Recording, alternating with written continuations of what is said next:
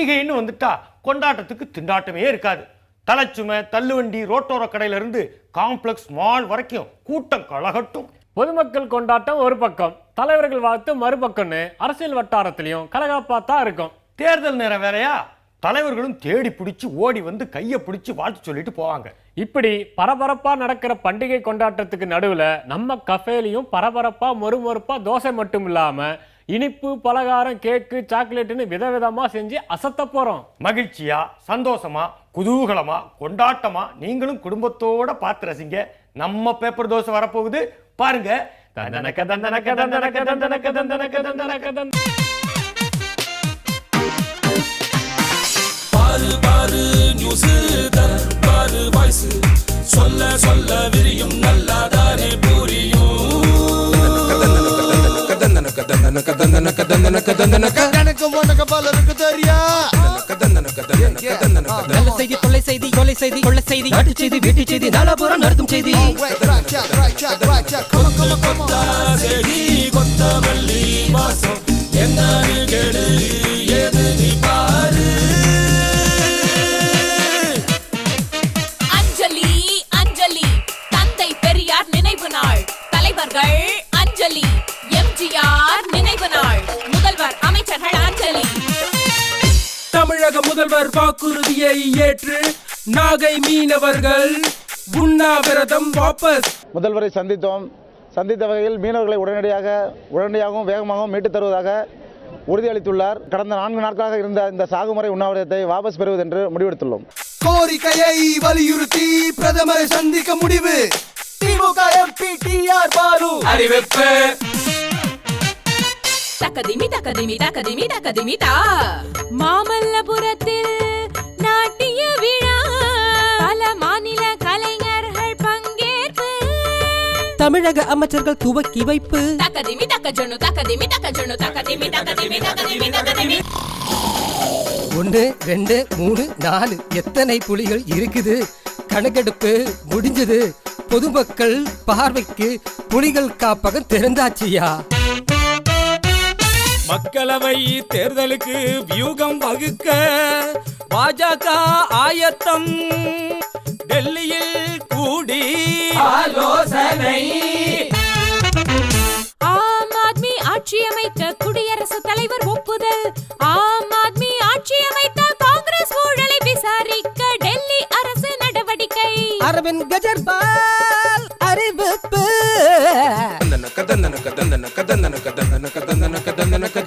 கார்கில் போருக்கு அப்புறம் வாகா எல்லையில் இந்தியா பாகிஸ்தான் பேச்சுவார்த்தை. 14 ஆண்டுகளுக்கு அப்புறம் அதிகாரிகள் பேச்சுவார்த்தை. ஜப்பான் மன்னருக்கு பிறந்த நாள். லட்சக்கணக்கில் திரண்ட மக்கள் மன்னருக்கு வாழ்த்து. வில்வித்தை போட்டியில் சாதனை படைத்தார் தீபிகா குமாரி. ஊப்பியில் நடந்த தேசிய சீனியர் வாலிபால் போட்டியில் தமிழக அணிகள் சாம்பியன். பெண்கள் அணியும் சாம்பியன், ஆண்கள் அணியும் சாம்பியன். சூப்பரான செய்தி, நம்ம செய்தி. தமிழ்நாட்டின் முதல்வர் கொடநாட்டுக்கு இடம்பெயர்ந்த நேரத்தில் தமிழ்நாட்டில் உள்ள உள்துறை செயலாளராக அபூர்வமா நியமிக்கப்பட்டதோடு 8 IAS அதிகாரிகளை அலேக்காக தூக்கி அடுத்த துறைக்கு மாற்றப்பட்டு விட்டார்கள் என்று செயின்ட் ஜார்ஜ் கோட்டையிலிருந்து வரும் செய்திகள் படபடவென இடம் மாறுகின்றன. இலக்கட்சியின் பொதுக்குழுவில் நிறைவேற்றப்பட்ட தீர்மானங்களை எல்லாம் விளக்கமாக விளக்கி தொலைக்கி சொல்வதற்காக வரும் 28, 29 சனி ஞாயிறு 2 நாட்கள் ஊராக விளக்க கூட்டம் நடைபெறும் என்று அறிவிக்கப்பட்டுள்ளதாக கார்டன் செய்திகள் காதை கடிக்கின்றன. கட்சியை தூக்கி நிறுத்தி கை கொடுக்க போகிறேன் என்று ஜெயந்தி நடராஜன் மந்திரி பதவியை உதறிவிட்டு சென்றதால் பெட்ரோலிய அமைச்சர் வீரப்ப மொய்லி சுற்றுச்சூழல் அமைச்சர் பொறுப்பை போனஸாக ஏற்றுக்கொண்டதாக நாடாளுமன்ற வட்டாரங்கள் வட்டமடிக்கின்றன.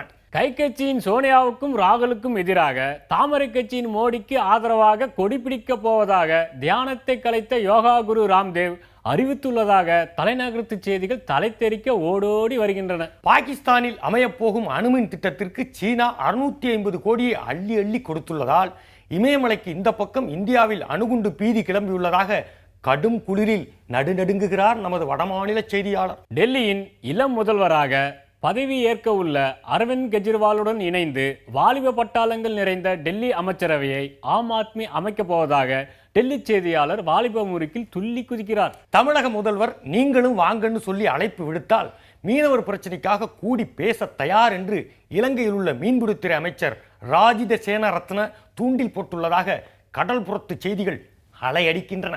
டெஸ்ட் கிரிக்கெட் போட்டியில் அதிரடியாக ஆடி வரும் இந்திய வீரர் விராட் கோலி உலக டெஸ்ட் தரவரிசையில் சடசடவென 9 இடங்கள் முன்னேறி 11வது இடத்தை எட்டி பிடித்து விட்டதாக மைதானத்தில் இருந்து வரும் செய்திகள் நமது பெவிலியனுக்கு திரும்புகின்றன என்று கூறிக்கொண்டே அடுத்த செய்தியை எட்டி பிடிக்கிறோம். மார்சாமி, கிறிஸ்துமஸ் வாழ்த்துக்கள். கிறிஸ்துமஸ் வாழ்த்துக்கள். அவங்களுக்கு கிறிஸ்துமஸ் வாழ்த்துக்கள். உங்களுக்கும் கிறிஸ்துமஸ் வாழ்த்துக்கள். கண்டிப்பா மார்சாமி, எல்லா நாளும் நல்ல நல்ல பாட்டா பாடுவேன். எல்லா நாளுமா? ஆமா, இன்னைக்கு வந்து கிறிஸ்துமஸ், அதுக்கு ஸ்பெஷல் என்ன பாட்டு கொண்டு வந்திருக்கிற? என்னோட பள்ளிக்கூட ஞாபகம் வந்துச்சு. பள்ளிக்கூடம் மேல போனே நீ? பத்தியா, பள்ளிக்கூடம் நான் படிச்சது ஒரு கிறிஸ்தவ பள்ளி. சரி, அங்க பாடுவாங்க பாருங்க.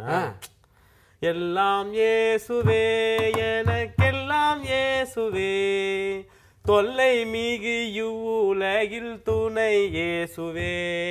இதுதான் பாடுவாங்க. நல்ல பாட்டு. கேட்கும் போது மனசுக்கு அவ்வளவு இதமா இருக்குது பாத்தியா? ஆமா ஆமா, இதுதான் பக்தி பாட்டுங்கிறது. எல்லாம் அன்பதான் போதிச்சிருக்காங்க. ஆமா மார்சாமி, இது மாதிரி விழாக்கள் எல்லாம் ஏன் வருது சொல்லுவாங்களா? மனுஷன் வந்து ரொம்ப டென்ஷனா பதட்டமா இருக்கிறான். அப்படிலாம் இருக்கக்கூடாது. அன்பா மத்த மனசு மேல அன்பா இருக்கணும், இன்னொரு உயிர் மேல அன்பா இருக்கணும். காத்தா இது மாதிரி கிறிஸ்துமஸ் மாதிரி பண்டிகை எல்லாம் வருது. ஆனா மார்சாமி, இன்னைக்கு நான் ஒரு விஷயம் சொல்ல போறேன். என்ன விஷயம்? இப்போ கிறிஸ்துமஸ் தாத்தா எல்லா வீட்டுக்கும் போய் மிட்டாய் கொடுப்பாரு. ஆமா, எங்க பக்கத்து வீட்டுல கூட மேல எல்லாம் அடிச்சுக்கின்னு பாட்டுலாம் பாடிந்தாங்க, பாடுவாங்க. ஆனா எனக்கு என்னன்னா, இந்த மாதிரி தாத்தாவா நம்ம அரசியல் தலைவர்கள் போயிருந்தா என்ன பாட்டு பாடுவாங்க? நல்லாதான் இருக்குது. இது என்ன பாட்டு பாடி இருப்பாங்க? இது நீதான் பாடணும். இப்ப நீதான பெரிய பாடகர் நம்ம டீம்லயே. சரிதான். அதனால இப்ப முதல்ல தாமரை கட்சிக்காரங்க வீட்டுக்கு போய் என்ன பாட்டு பாடி இருப்பாங்க? தாமரை கட்சிக்காரங்க தாமரை சின்னங்கள் தேர்தலில் விண்ணுங்கள், எத்தனை ஓட்டுகள் அத்தனையும் நமக்கு தானே. போதுமா? சுச்சுவேஷன் தகுந்த மாதிரி பாடி போட்ட மாதிரி. சரிதான். இப்ப அடுத்ததா கை கட்சிக்காரங்க. கை கட்சிக்காரங்களா? ஆமா. இப்படியே போனா இங்க போர்டு ஆட முடியுமா? நல்ல பாட்டு தானே பாடுற மார்சாமி. நல்ல பாட்டு தானா? கை கட்சிக்காரங்க. ஆமா. சட்டி சுட்டதடா, கை விட்டதடா, புத்தி கெட்டதடா, 2G சுட்டதடா. சூப்பர் மார்சாமி, கரெக்டா பாடி போட்டேன். இப்ப அடுத்தது எப்படி பாருன்னு பாக்கலாம். நம்ம ஊர்ல இன்னும் பாட்டுக்குதா இருக்குது. 2 கட்சி இருக்கிற முக்கியமான கட்சி. ஓ சரி சரி. இலக்கட்சிக்காரங்க. ஐயோ, ஒன்னும் பிரச்சனை இல்லை, நீ பாடி நல்லா தான் பாடுவேன். சரி சரி. அம்மா. சரி சரி சரி சரி. ஆசைப்பட்ட எல்லாத்தையும் காசு இருந்தா வாங்கலாம், அம்மாவை ஜெயிக்க முடியுமா? நீயும் அம்மாவை ஜெயிக்க முடியுமா? வெரி குட் மார்சாமி, சவால்ல ஜெயிச்சிட்ட. நீ ஒரே ஒரு கட்சி மட்டும் தான் இருக்குது, சூரிய கட்சி. ஐயோ, அதுக்கு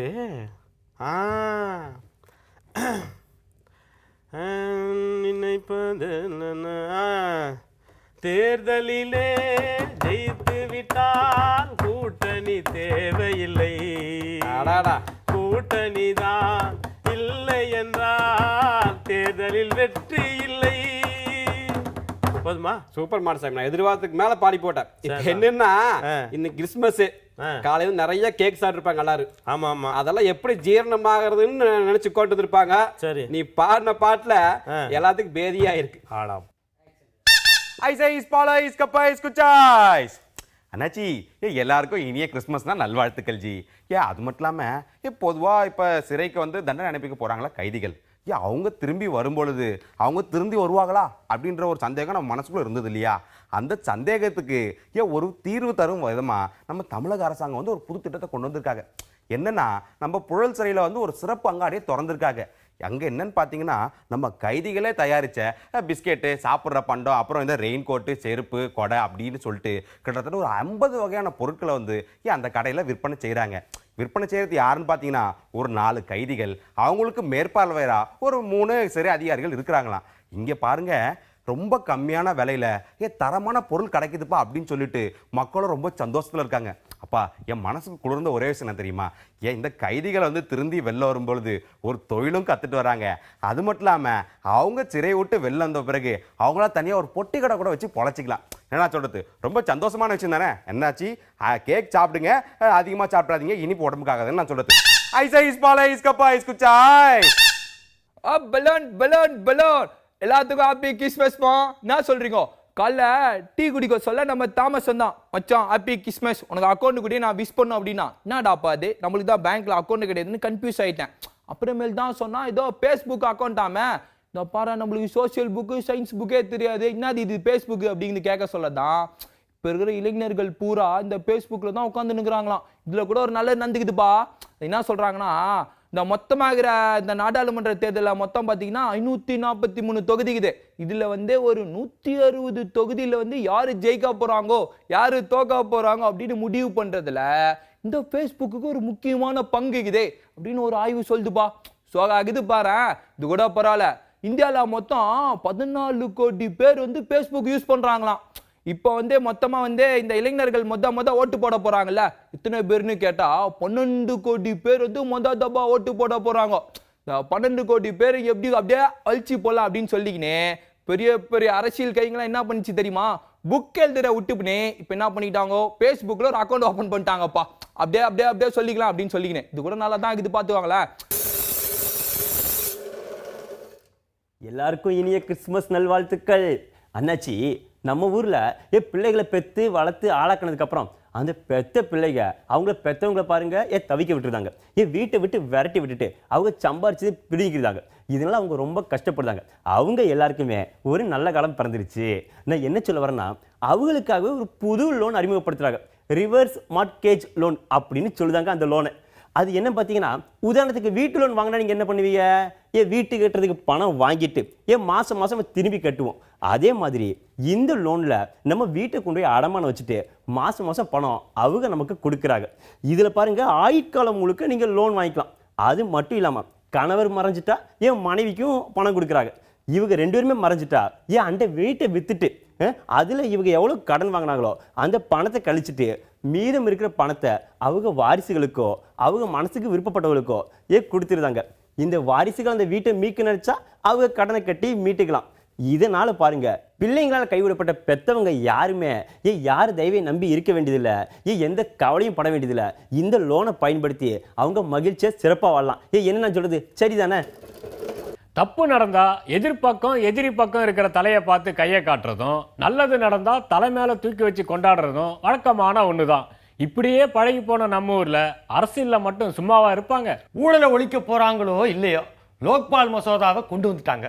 அதுல பேர் வாங்குறதுக்கு இருக்கிற போட்டியை பார்த்தா தாங்க முடியல. அதாங்க நம்ம கஃபேல இன்னைக்கு ஸ்பெஷல், இன்றைய கேடி சித்திரம் கார்ட்டூன்.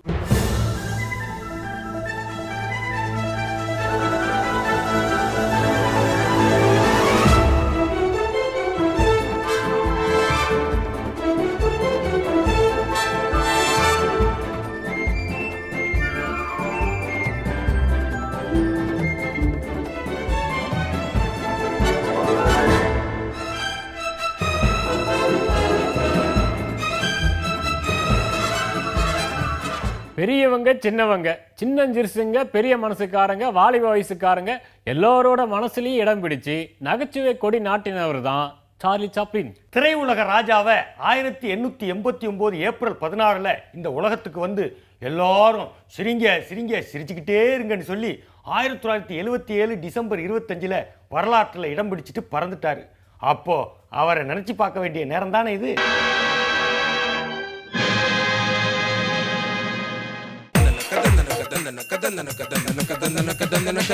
தொண்டு செய்து பழுத்த பழம், தூய தாடி மார்பில் விழும், மனக்குகையில் சிறுத்தை எழும், மண்டை சுரப்பை உலகு தொழும்.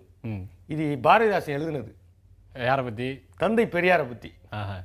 94 வயசு வரை வாழ்ந்து மறைஞ்ச தந்தை பெரியாரு ரொம்ப பல சீர்திருத்தங்களை தமிழ்நாட்டுக்குள்ள கொண்டு வந்திருக்கிறார். பகுத்தறிவு தந்தை. பகுத்தறிவு தந்தை. அவருக்கு 1973 அவர் இறந்த ஆண்டே யுனெஸ்கோ வந்து ஒரு பட்டம் கொடுத்தாங்க பெரியாருக்கு. ஆமாம், தொலைநோக்காளர், அதாவது நவயுக தொலைநோக்காளர் அப்படிங்கிற பட்டம்லாம் கொடுத்தாங்க. நவீன சீர்திருத்துவத்தின் தந்தை 73 யுனெஸ்கோவே பாராட்டி கொடுத்தாங்க. மனிதனை பார்த்து கேள்வி கேட்கணும்னாரு. எதையும் அப்படியே நம்பாத. எல்லா கூட்டங்கள்லையும் பெரியார் பேசிட்டு சொல்ற கடைசி வார்த்தை, நான் பேசினதை அப்படியே நம்பிடாதீங்க. அவரே சொல்லுவார், நீங்கள் எது உங்களுக்கு சரின்னு படுதோ அதைத்தான் ஏற்றுக்கணும் அப்படின்னு சொன்னார். எவ்வளவோ கருத்துக்களை, முற்போக்கு கருத்துக்களை எல்லாம் பேசிட்டு அவரே சொன்னார், ராமசாமின்னு ஒருத்தர் இருந்தான், இன்னும் ஒரு 100 வருஷம் கழிச்சு ராமசாமின்னு ஒரு பிற்போக்காலம் இருந்தாலும் இந்த சமூகம் சொல்லும் அப்படின்னாரு. ரொம்ப முன்கூட்டியே பல விஷயங்களை சொல்லிட்டார். இன்னைக்கு நம்ம பயன்படுத்துகிற அந்த செல்போன் இருக்கே, அதெல்லாம் அவர் 50-60 வருஷத்துக்கு முன்னாடி பேசிட்டார். ஒவ்வொருத்தன் பாக்கெட்லேயும் ஒரு தொடர்பு சாதன கருவி வந்துடும், குழந்தை பெற்றுக்கிறதெல்லாம் வந்துடும், ஆணை இல்லாமல் பெண்ணுக்கு விடுதலையை பற்றி ரொம்ப பேசியிருக்காரு. அதெல்லாம் இப்போவே யாரும் சொல்லவே மாட்டாங்க. பெண்ணு எப்படா விடுதலை ஆகும், ஆண் ஏன்டா அப்படி திருறான், எல்லாத்துக்கும் ஆம்பளைக்கே எழுதி வச்சிருக்கானா, ஏன் பெண்கள் மட்டும் அப்படியே உரிமை இல்லையா? இந்த கற்பு காதல் இது எல்லாம் பொய், எல்லாம் பெண்களை அடிமைப்படுத்துறதுக்குன்னே வந்ததுன்னாரு. அதெல்லாம் தூக்கி எறியணும். இன்னும் அதிர்ச்சியாக சொன்னார், பெண்கள் எல்லாம் குழந்தைய பெற்றுக்க கூடாது, கற்பப்பை எடுத்துருங்கன்னார். அதை சொன்னோன்னே பெண்கள்லாம் சந்தோஷப்பட்டாங்க, ஆம்பளைங்க தான் ரொம்ப வருத்தப்பட்டாங்க. அப்போ அவர் சொல்லிட்டே சொன்னாராம், இதை யாரும் வருத்தப்படுறது எடுக்க வேண்டியது அவங்களுக்குள்ள ஆப்ரேஷன் பண்ண போது உனக்கு எதுக்கு வலிக்குது, நீ ஏன் கதற ஆம்பளையை பார்த்து கேட்டார். அவ்வளவு பெரிய சீர்திருத்தவாதியாக இருந்தார். ஒரு கூட்டத்தில் பேர் வச்சுருக்காங்க. என்னென்ன பேர் வைக்க அவர்கிட்ட கொடுப்பாங்கல்ல, ஆமாம் குழந்தைகளுக்கு. ஆமாம், பேர் வைக்க உடனே அவர் லண்டன் அப்படின்னு இருக்காரு. ஊர் பேர் வச்சு. ஆமாம், பேர் வைக்கிறதுக்கு 10 ரூபா வாங்குவாராம். ஒரு குழந்தைக்கு 10 ரூபா வாங்கிட்டு தான் கராராக பேர் வைப்பார். 10 ரூபா வாங்கிட்டு லண்டன் பேர் வச்சிருக்காரு. அப்பங்காரனுக்கு பிடிக்கல, என்னடா என்னமோ பேர் வைப்பேன்னா அந்த கிழமை லண்டன் வச்சுக்கிட்டான், நின்றுக்கிட்டே இருந்திருக்கான். பேர் அதான் வச்சாச்சே போ அப்படின்னு இருக்காரு. இல்லை இன்னொரு பேர் ஏன் இன்னொரு 10 ரூபா தரேன், ஒரு 10 ரூபாய்க்கு ஒரு பேருங்கிற மாதிரி, ஒரு குழந்தைக்கு ஒரு பேர் தான் போ அப்படின்னு. இல்லை லண்டன் சிதம்பரம்னு வச்சிருக்கேன், பழனின்னு வச்சிருக்கேன், நான் அதை விட காஸ்ட்லியான ஊர் பேர் வச்சிருக்கேன் போ அப்படின்னா. இப்பெல்லாம் யோசிச்சு பார்த்தோம்னா அந்த பேருக்குள்ளே மதமோ ஜாதியோ கண்டுபிடிக்க முடியாது. ஒரு ஆள் வைக்கத்தில் போய் போராட்டம் நடத்தினார், அதான் வைக்கம் வீரர்னு போற்றப்பட்டார். ஒரு பகுதி மக்கள் வந்து கோயிலுக்குள்ளேயே போகாமல் இருக்கிறதுல எல்லாரையும் அழைச்சிட்டு போனார். போயிட்டு வந்து வெற்றியாக வந்து அரெஸ்ட்லாம் ஆகிட்டு வந்து ஒரு ஊரில் கூட்டம் நடத்தையில் ஒருத்தர் கேட்டான், நீ வந்து சாமியே இல்லைங்கிறீல்ல, ஆமாம், ஊர் பூரா சாமி இல்லைன்ட்டு கோயிலுக்குள்ளே ஏன் கூட்டி போகிற அப்படின்னு கேட்டதுக்கு பெரியார் சொன்னாராங்க, நல்ல கேள்வி தம்பி, ஒருத்தனை வெளியிலேயே நிற்க வச்சுட்டு உள்ள ஒன்றும் இல்லைன்னா நம்புவானா, அதான் கூட்டிகிட்டு போய் ஒன்றும் இல்லைன்றேன் அப்படின்றான். எதுக்கும் ஒரு பதில் இருக்கும், லாஜிக்கான பதில் இருக்கும், எதையும் அறிவார்ந்தமாக கேள்வி கேட்கணும்னாரு. ஆனால் அடிப்படையில் அவர் சொன்னது என்ன தெரியுமா, தமிழ் மொழி ஒரு காட்டுமிராண்டி மொழி அப்படின்னாரு. அதிர்ச்சி ஆயிட்டாங்க எல்லாரும். நாங்கள் மொழி எப்படி சொல்கிறீங்க, ஆமாங்க இந்த நாட்டுடைய தமிழ் மொழியில் இருக்க இலக்கியம் பூரா அந்த சாதியை காப்பாற்றுறதா இருக்குன்னா அது காட்டுமிராண்டி மொழி தானே அப்படின்னு சொன்ன பெரியார் தான் மொழி சீர்திருத்தத்துக்கு எழுதினார். மொழி சீர்திருத்தத்துக்கு அவரே எழுதினார். அதை கடைசியில் நடைமுறைப்படுத்தினவர் யாருன்னா எம்ஜிஆர் தான். அவர் இறந்த நாளும் இன்னைக்கு தான். ஒற்றுமையை பாருங்கள், அவர் தான் அந்த மொழி சீர்திருத்தத்தை அரசு சட்டமாக கொண்டு வந்தார். அதுவரையும் அது நிறைவேற்றப்படல, எல்லாரும் அப்படியே இருந்துக்கிட்டு இருந்துச்சு, சாத்தியமானே நினச்சாங்க. ஆனால் பெரியார் பல விஷயங்களில் மாற்றம் கொண்டு வந்தவர். பகுத்தறிவு தந்தையாக இருந்த தந்தை பெரியாரை பற்றி இந்த நேரத்தில் நினச்சி பார்க்குறது ரொம்ப நல்லது. விடுமுறை நாள் வேலை நாளுன்னு பாகுபாடு இல்லாமல் தினந்தோறும் தவறாமல் நம்ம பேப்பர் தோசையை பார்த்து கேட்டு நவரசங்களும் சொட்ட சொட்ட மெய் மறந்து போயிருப்பீங்க. இன்னைக்கு பல செய்திகளோட சுவையை கூட்டி வந்த பேப்பர் தோசை போல நாளைக்கும் பல செய்திகளோட நம்ம பேப்பர் தோசை வரப்போகுது. அது வரைக்கும் காத்திருக்கணும். அதுக்கு முன்னாடி நாமளும் பண்டிகையை கொண்டாடிடுவோம்.